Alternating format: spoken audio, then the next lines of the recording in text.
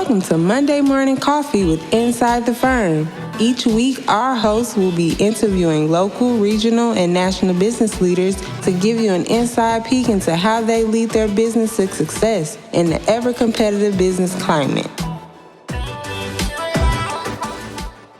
Welcome to another episode of Inside the Firm. This is a Monday morning edition with your host, Alex Gore. I have a great guest here today. With over 3 decades committed to his craft, Trevor Abramson strives to promote the art of architecture by evoking a deep felt emotional and spiritual response from clients, critics, and the publics. His multifaceted practice, initially focusing on single-family residences, now encompasses ecclesiastical commissions, which are religious, educational facilities, and a variety of commercial buildings. Welcome, Trevor, inside the firm. Thanks, Alex. Good to be here. And yeah, chatting. A little foreshadowing. When you and your team, when we got in contact, I check out websites. I generally know the architecture. One of your houses that your firms did is one of my favorite houses ever. And I'm like, of course, let's talk to these people. But before we do that, you are located in LA and the fires are happening right now. So in the future, it might not be too topical, or maybe you can pontificate on the ramifications of this, of the Eaton fire and the Palisades fire. What are you feeling on the ground there, and how's it going? It has been so traumatic and so stressful for most Los Angelinos. Thankfully, my family and I are safe. Our house is safe, but we live about 10 minutes from the West LA evacuation zone that just came east of the 405 freeway. So the Palisades fire is in our immediate orbit. But I didn't sleep. I don't think few people slept those first 2 nights of the fire. Literally consumed by what is going on. This is unbelievable. As an architect, it is unbelievable. We build buildings that we believe are pretty safe, and I've really tried to wrestle with putting my head to what happened here. And of course, the fire. This was a firestorm with 70, 80, 90 mile an hour winds. Nothing could have prevented that. No amount of water. They couldn't get an airplane in the sky to drop anything. And the houses that have survived, the few that we can see, because we're not allowed in the neighborhoods, look like they unless it's a sheer miracle and pure luck for whatever reason, looked like they had really better building materials. I'm trying to wrestle with what they are because we can't really see closely what they are. But we had one house up there on Glen Haven in the Palisades, which had houses across the street burnt. And my client sent us a video of them walking, or their handyman literally walking, because he was the only one, so how he got in. And the side yard fences are completely burnt. We're talking 4 or 5 feet away from the house itself, completely burnt, but the house is intact. This is one of your houses, one of our houses that we designed. Yeah. We've got several up there, and thankfully they all survived. But this one had metal siding on the, standing seam walls, standing seam roof, concrete board panels on some of the other walls.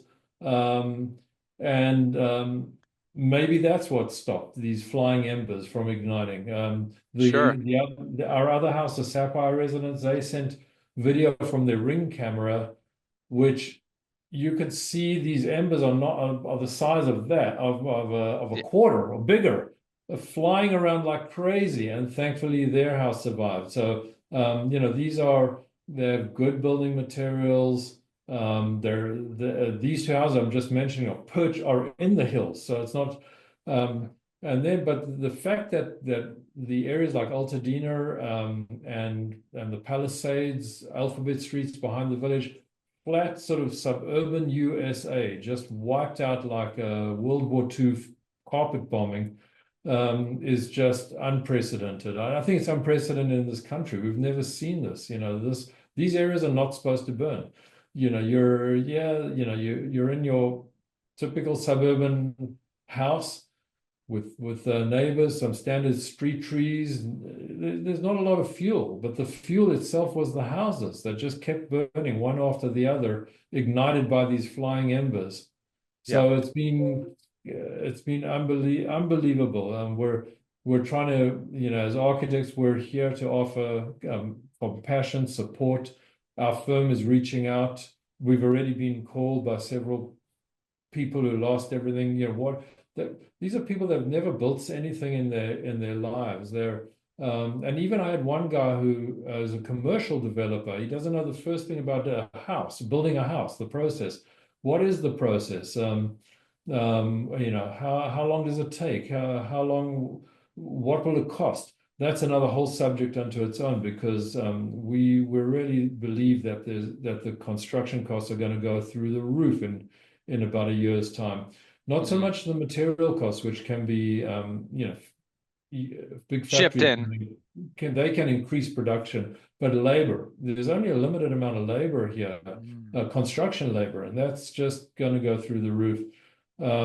With the city, traditionally city of LA, although Altadena is in unincorporated LA, is not that easy to navigate. So we're very interested. I'm on a task force with the LAAIA to engage with the city of LA to see what processes can be put in place to expedite the rebuilding. Typically it's the homeowner's responsibility. Their property, inside their property line is their responsibility. Outside their property line is typically the city or the county's problem. But now they're talking about the state coming in and clearing all the debris, because it's actually hazardous waste. It's not just a burnt fire. Some of these houses are old; they contain asbestos, and that it's pretty dangerous. So they're talking about coming in and doing it for everybody, clearing out everything. So who knows how long that will take? Is that a 6-month process? Is that a 9-month process? Is that typically to get a permit in LA for, say, a 3,000 square foot house might take you 4 months or 5 months. Believe it or not. I mean, this is That's actually surprising. I would have said a year. I would have guessed. No, I mean, we can do it in about 4 or 5 months. But we know how to navigate the city. We're highly experienced with it. But that's a long time. You've got to design the house first. You've got to get your drawings to the city. So if you're pushing at an expedited pace, maybe that's 4 months. Maybe that's, if you're doing like a builder's set, an empty set of drawings, maybe it's quicker just to get in. And then, clients are worried about this. Most people's insurance will only cover them for a rental for a year. And, there's no way you can build a house, go through this process where you're going to have thousands of permits coming into the city, contractors running out of contractors, people running out of contract. How can you do this in 2 years?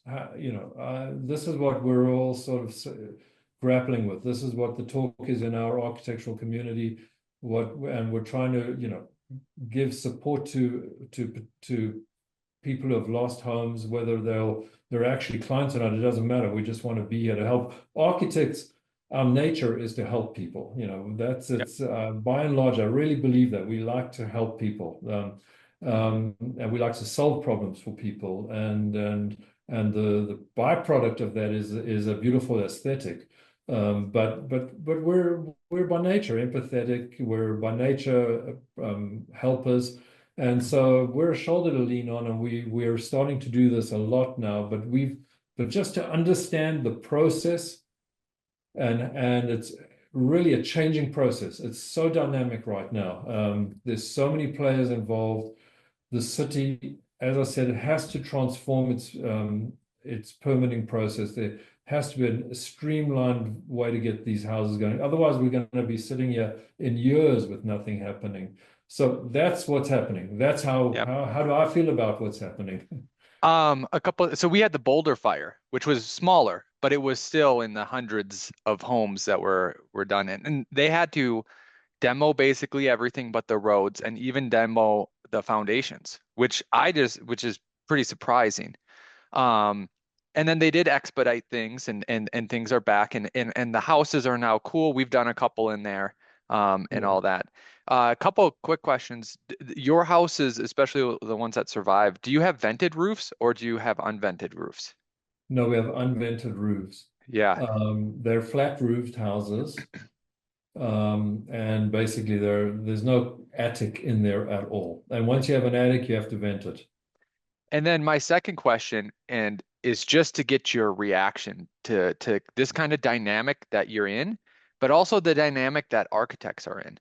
So a lot of architects, yes, you'll work in a city, and it might be a heavily city that takes their time.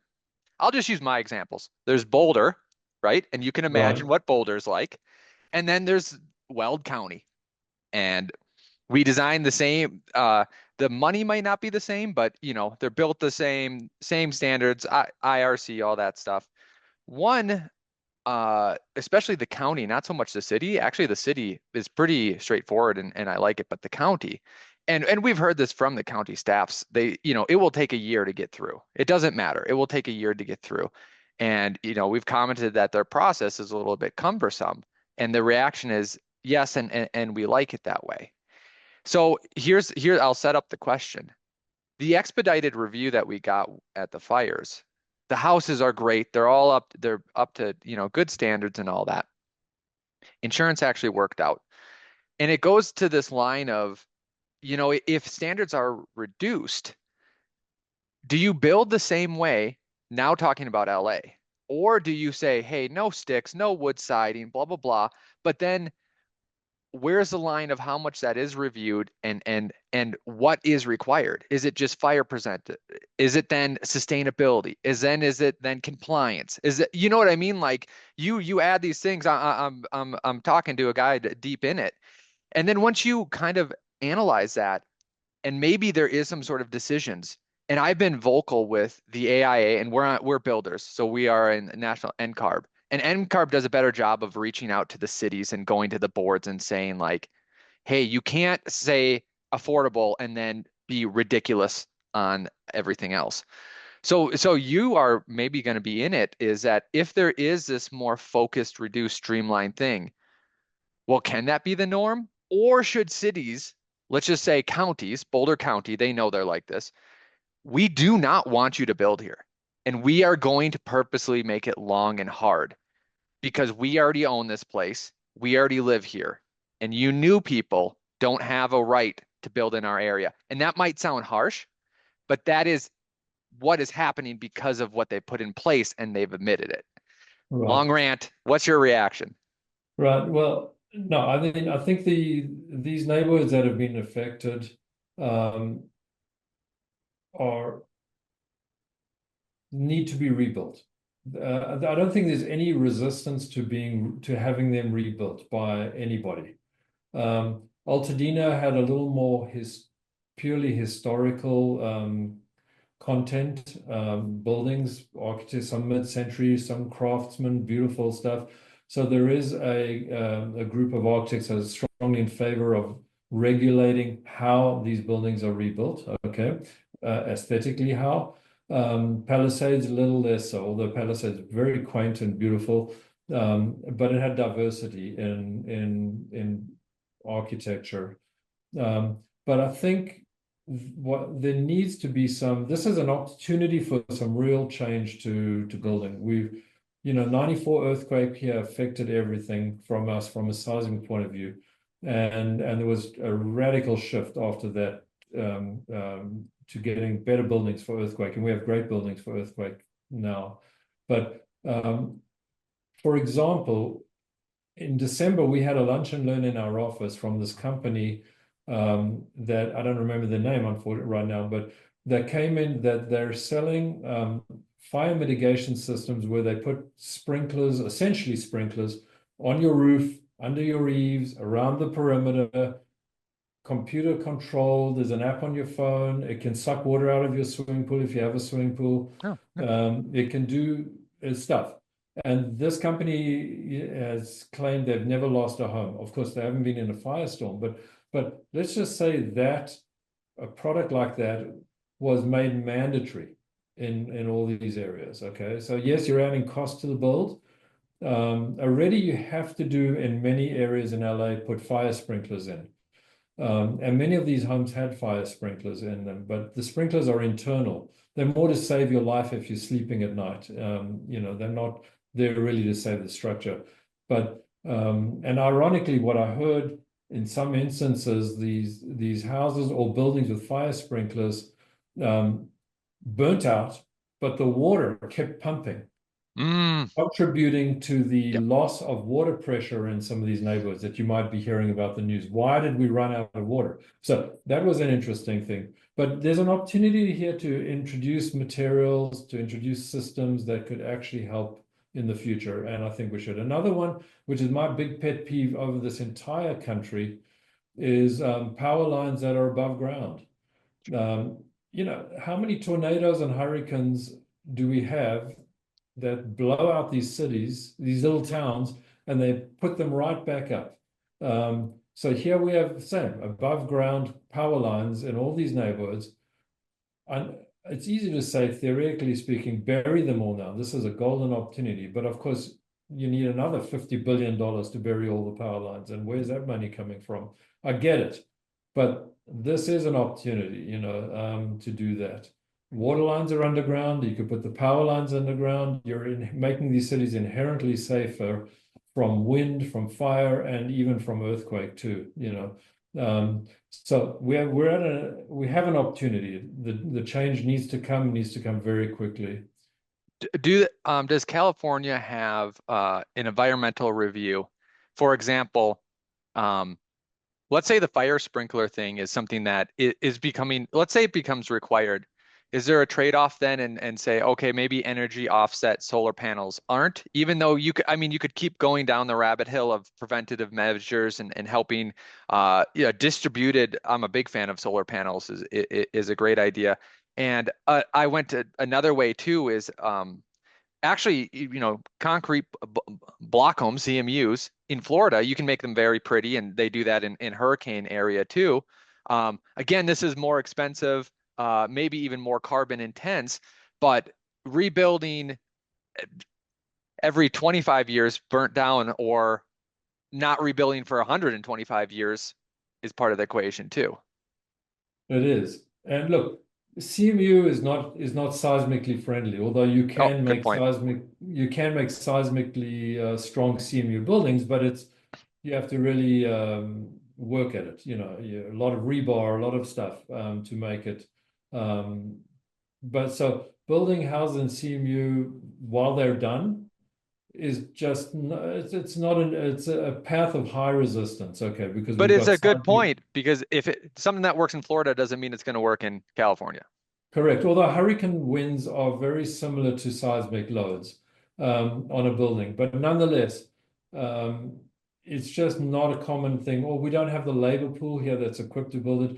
Unfortunately, the labor pool is equipped to put up the same stick buildings, but they can be made stronger, and there are many, many advanced materials that can be added on top as skins that can protect them. Venting is another thing, so internal fire sprinklers, external fire sprinklers. There is stuff that can be done. And look, poured in place concrete as well, seismically difficult to do, but done. And the Sapphire House up in the hills has a lot of concrete walls there, but it's not exclusively concrete walls. But it does help a lot. So they there is a lot we can do, but people, not everybody likes modern houses. I'm a modernist. I'm a modern architect. They like, their houses with roofs and eaves in layman's terms. Okay, just Yep. very, an eave is a terrible thing for fire. It's the flames get sucked up underneath and get trapped. The embers get trapped. They get blown and get trapped underneath the eave, and they ignite. So you could have eaves, but how do you fireproof the eaves? Yep. And And so then insulation, it gets on fire. Rock wool is better. It's more expensive. I love rock wool. It's better for sound too. So yeah, there's a lot of considerations here. there are. Um, transitioning, and after my question, you can go back if I cut you off. But I want to kind of go to the other side of the coin, because what I thought was so unique about your firm is the phrase that I found that you strive to promote the art of architecture by evoking deeply felt emotional and spiritual responses from the clients, the critics, and the public. Where Yes. did this come from, and how do you help infuse that into your architecture? You know, I'm sure you've walked into a building. I've walked into a building and just got goosebumps. I've heard a piece of music and got goosebumps. Okay. So that's an emotional response to something. And our clients on the residential end, they don't really always know what they want or what they even like, quite frankly. They sort of exposed to a lot out there, but when they walk into a space and they just say, this feels good. Um, um, and I've had clients say, I really don't like modern architecture, but when I walk into one of your homes, it feels fantastic. So that's a spiritual response. We've done ecclesiastic buildings as well, which is, purposefully designed to evoke a spiritual response. But that kind of response feeds into community. We're really strong. Our firm's mantra today, which has evolved from this pure spiritual response, is really about building community. So whether it's a house or houses, it's forming a community. Whether it's a retail center that is not just a shop or a building, it's a retail environment like the platform we did in Culver City. So we do a lot of medical work, and that medical is so important from a community and in a sense a spiritual point of view, because when you're in a medical building, a hospital, or a doctor's office, you're under some stress. You're not there by willingly. So, how does the building calm you down? How does it, those are the kind of spiritual responses we want. Where it can't entirely be ego driven to build this, object that everybody's going to fawn over. Although as architects love and are drawn to these fantastic objects, but we really see them as part of a community, and how to evoke that kind of response from people that visit it and our clients. Do you have any examples or techniques, even if they're extremely basic? I mean, I teach at CU, and there's grouping, there's alignment, there's order, there's hierarchy, all these other things. But I feel like it would be great for our audience to hear from a successful architect. Any techniques or tactics that you've noticed that you either try to implement or a client has said, wow. And then normally the response that I give is, when I hear wow, is whatever the building is like, oh, do you notice how that window is sliced this way? Instead of, whatever the example would be. Yeah, I think, well, I've never done what I call trendy architecture. Okay. I grew up in the height of postmodernism when I was at school, and I hated postmodernism. I could just never get into it. And then we had a lot of deconstructivism, and I was just a straight line, good old basic modernist my entire life. And so avoiding that kind of soup du jour, and doing, to me has helped. Bringing in great materials, whether they're warm materials or just, and then I'm very, very particular on order in a building. So the placement of openings, the placement of walls, proportion is huge. I can't, the people design these bedrooms in these houses which have these cathedral ceilings. I mean, do you want to sleep in the Sistine Chapel? No. I tell that to clients. So proportion is everything. Light, how light enters a building. I mean, this is like, I didn't invent this. There's books on light and space, but how light enters a building is like key. And that all helps evoke the sense of harmony, the sense of place in a building, whether it's a house or whether it's a a school, or etc. So that's what I do. To me, it comes intuitive. But I do obsess over the details. I obsess over the order of a place. There has to be some sort of inherent order, some um, a theme that goes through a building.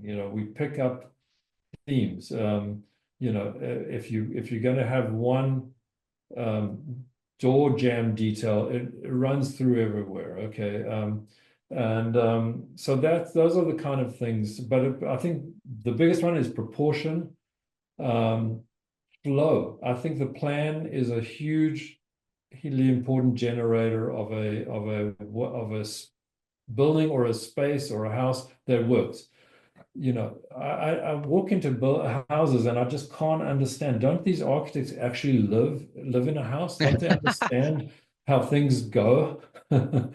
Yep. So if you get a well-flowing or well-organized plan, it feeds everything else. And the plan is an important generator, but it's not the only generator, of course.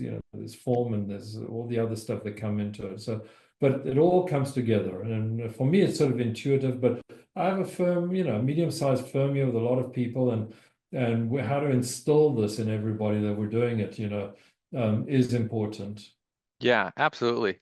And I think a lot of firms are like you, where they initially start off in residential, and you've branched into commercial and educational and stuff like that. Do you have any strategies of that you could recommend, or what you did to branch off from residential? Well, one, it wasn't an easy transition. It's a process that took years, because young architects like I was, unless they win a competition, which is one in a million, okay, Yeah. or they do something, okay, it's hard to get those commercial clients or non-residential clients, let's put it this way. Um, so I designed a house for somebody, and then he said, we want to remodel our church, literally the First Presbyterian Church of Encino in 2003. Can I put your name in the hat? And I walked into this existing building, and it's an A-frame, typical of a lot of churches built in the early 50s in Southern California. And I immediately walked in, and I referenced hands cupped in prayer, like you see in a lot of these Renaissance paintings, and then did a sketch of that, and that sort of was we won the job, bottom line. So. Yeah. But my biggest thing, and I tell architects all over today, is we do what you say you're going to do. Integrity is everything. The clients are trusting you with a lot of money. They're trusting you with design. They're trusting you in all about. We are our client's trusted partner, and we have so many repeat clients because we are their trusted partner. But do what you say. If you're a young architect, none of this baloney of I've missed the deadline or whatever, you tell them you're going to get it done by that day. You just, even if you don't sleep. And I like sleep, I like work-life balance, and I've never had a problem with that. Our firm has never been one of these midnight crunching firms. I've always worked and stressed work-life balance, and we try to put in our 40 hours, maybe it's 45 hours, maybe a little bit, but you can do what you say. And then born out of residential clients is hand-holding. By nature of a residential client, you're helping them with so many little decisions. I tell my clients, I'm here to hold your hand through the process. And that relationship of high service to the clients has translated into all our other work. Our, Cedars-Sinai, who we do a lot of work for over here, the big hospital network, love us because we hold their hands. This is institutional work, but we never forget our clients. We're there to service them, to work closely with them, they can lean on our shoulders, and that's the mantra that goes through our firm.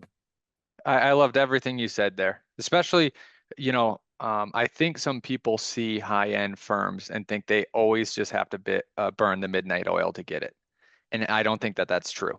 And we are very similar to your practice as well in the same way. Um, I want to share a project of yours that I absolutely love. And let's see if it pops up here. Sure. 1 second.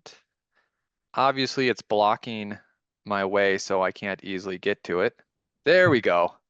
The Okay, there we Sapphire go. residence. So we've talked about this, and I Yes. have one part of this building that I really love, and I wonder if it's the part that most people say that they love, or if it's something different. So if you're just listening to this, go to YouTube. You can watch it. You can Google this. I've also heard it been called the Edge of Canyon because it was on the local project. Correct. They're very intense, great drawings. So, I mean, there's so much cool things from this entrance to how this roof stops and the concrete walls go up to it. And I'll actually go back to any part that clients or people have really latched onto. But what I love, and I need to find it here, and maybe I'll scroll. See, it's that picture isn't even,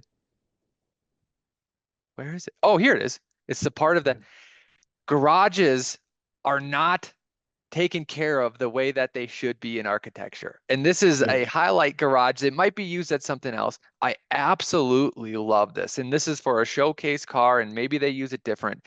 But when I saw this house, I immediately went and found the floor plan. Right. And I loved it even more because I'm thinking of myself like, oh, I need my office right next Right. to my garage. And I need my garage to be awesome because I need to do stuff in there, have my workbench and all that other stuff. So Correct. this office and garage was the best part of this house, in my opinion. What have you heard from people? What was the drivers behind this? Honestly, that garage is awesome. It's fully air conditioned. It has one of the best views in the house. And I hope the Porsche enjoys it. Yep. The But no, people love the garage. We've done a few houses with spectacular garages, by the way. We did a house in Calabasas, which was not even a garage, it was a carport. And I absolutely love cars too. But it also just was partly us, partly our clients. He wanted a nice garage. They have the utilitarian garage on the side, Yep. um, as well. But so this was important, and that house, the primary concept of that is the fingers of landscape that come up the hill into the house. And if you look at the plan carefully, you'll see these, I call them fingers of landscape that come there. How do you take a big house, because it is a big house, Yep. and make and break it down so that it is not, it fits better in its environment. It's not this huge object sitting there. So cutting it up like that into these, allowing the hill to come up to it and break the mass into different shapes was the primary concept of that house. Nice. Is that your most famous house, or is that just one that I really like? No, it's funny. No, it's a very well-known house. Don't get me wrong, but I did a house in, like, I don't remember when, 1992 or something, which became the modern house on Modern Family, believe it or not. Oh, that's awesome. Yeah, So, so that one takes the cake. Yeah. but I look at it now, it's of the era. It's like, it's not of now, but it still has some sort of interesting semi-timeless qualities to it. But nobody knows I did it because they just see it on that house, Yeah. on the Modern Family. But they don't know. My name's not all over it. Yep. Oh, you But didn't do Frank Lloyd Wright bricks? Yeah, he would do that. Oh, we I know we we should have done forgot. that on the front door somewhere nearby. Yeah. But anyway, it's kind of funny. But no, we've had some but great houses that are well known, here for sure in LA, that's for sure. Yeah. Yeah. Well, to wrap it up, if there's any message you want to get across or anything you want to say, feel free. And then if people want to follow you or get a hold of you, where's the best place to do that? Absolutely. So getting hold of me is very easy. Go to our website, abramsonarchitects.com. go to the people page. You can go to my bio, and my cell phone number and email is there right out on the open. So the firm, go to contacts, you can contact the firm. You can contact, so I'm easy to get hold of in that regard. And we just, as for the message to architects, just keep your head to the grindstone and just stay focused. I've really just worked my whole career devoted to the craft of what I do. I love what I do. I love the profession, as tough as it is. We've all heard that as architects, and just keep going, solve problems, keep clients happy. And that's the key to it. We're useless as architects without clients, so we need them. And eventually the C clients become B clients, and the B clients become A clients, and your projects grow up as well, and so that do for people out there who might see this, and we're here to really hold your hands through the process, whether it's rebuilding a house burnt now, or just building another building or a house for you anywhere. That's our mantra. We're here to shepherd the process for you. I tell my clients, we're the captain of this big ship. There's a Nice. lot of people involved. There's a lot of agencies involved, and we are the captain of the ship. So we're your captain, and we're your equal partners with the clients. Commercial, non-residential clients, very much we're partners with them because our goals are aligned. We have to get the budget right. We have to get the building built in a certain time frame. We have to get the usage requirements met. So we're partners with our clients, and we shepherd them through the process. Great message. Thank you for being on Inside the Firm, Trevor. Absolutely. I enjoyed it. Thank you.